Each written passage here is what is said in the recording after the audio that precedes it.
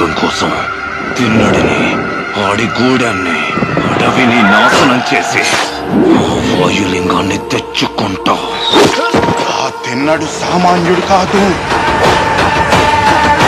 అతన్ని దాటి వాయులింగాన్ని చేరడం అసాధ్యం. వాయులింగం మీద దుర్మార్గుల చూపు పడింది. ఈ వాయులింగ రహస్యం కాపాడడానికి నా ప్రాణాలు సైతం అర్పిస్తాను. ఈ గూడెంలో ఏ బిడ్డకి ఆపద రానివ్వను.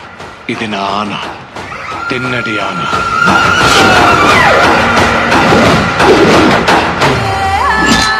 శివుణ్ణి రాయంటావా?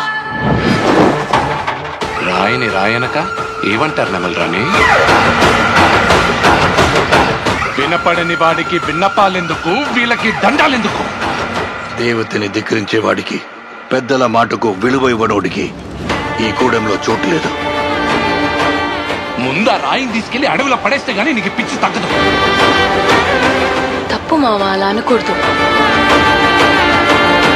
ఇలాంటి వాడు మీకు గొప్ప భక్తుడవుతాడని నమ్మకం ఏంటి ప్రభు?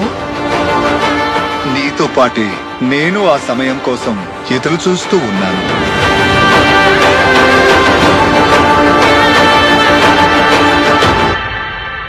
రుద్రా,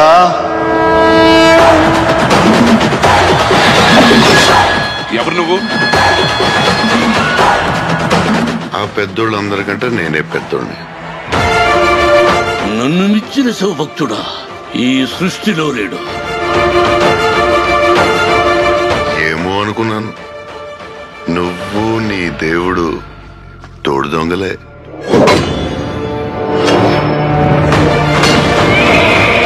శివయ్య అని మనసారా పిలు. అది జన్మలో జరగదు.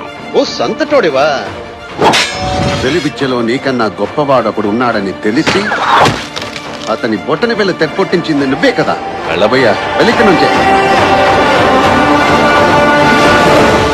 నేనిక్క నిన్ను వదలను. ఇది నా ఆన, తిన్నడి ఆన. శివలీల.